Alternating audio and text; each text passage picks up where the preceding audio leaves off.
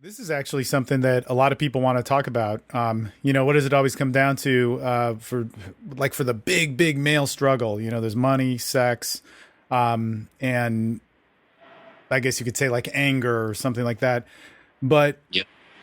in those toxic relationships, we'll start with business because you highlighted that one.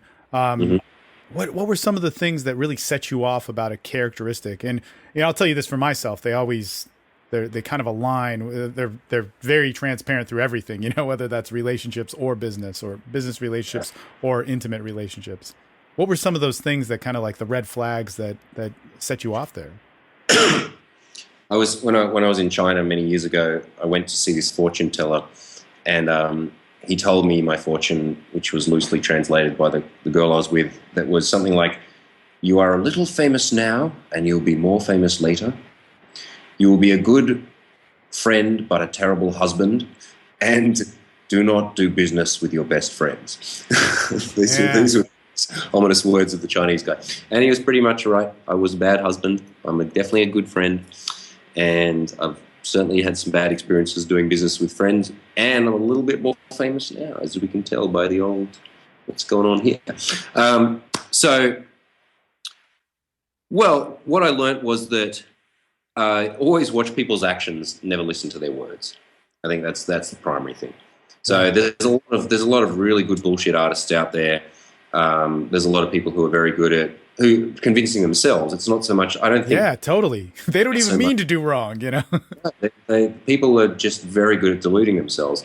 So I typically now, in terms of all the business, because I do a lot of business with friends. It's the nature of this business. Sure. The people that I work with, I live with, I travel with all the time. Right. They're very close friends of mine, and I've had a lot of guys come through this business who were great seducers, exceptional ladies' men, and just not very reliable people.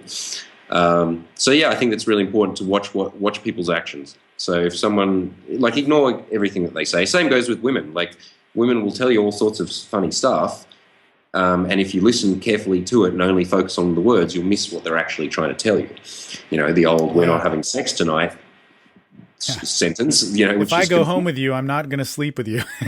yeah, that kind of thing. That sounds logical and that sounds right, but really, she probably doesn't mean that. Yeah. Otherwise, she wouldn't come home with you. But yeah, I think that's what I've really looked at. And the other thing is, I look at because now that I'm in a position where I'm a little bit famous in a weird niche, I get a lot of people coming to me all the time wanting to do things for me or help me or be involved in Oh my, man. Yeah. which is nice. Yeah. It's nice to have fans. I wish they were hot chicks instead of like, Yeah. Yeah. yeah, I'm like, it's kind of like being a rock star, but not quite as good. No offense to any of the guys that came and talked to me. It's not your fault you're not a hot chick. It's my fault for not being a rock star. Um, so, yeah, the other thing is I look very carefully at how do people treat other people, not just the person that they're trying to impress. So it's very easy to be sycophantic and appear to be awesome in front of somebody, but I really watch people carefully in terms of how do they treat a waiter. How do they treat Yes. someone? How do they treat someone that they perceive they have power over is something that I'm really interested in. Yeah. Because that's where I notice nasty things coming out. When someone, treats the hired help badly, I'm like, I don't really want to deal with that person. Yeah. Because, I don't want people who decide that some people are worth more than others based on what job they have or how much money they have or what race they are or whatever.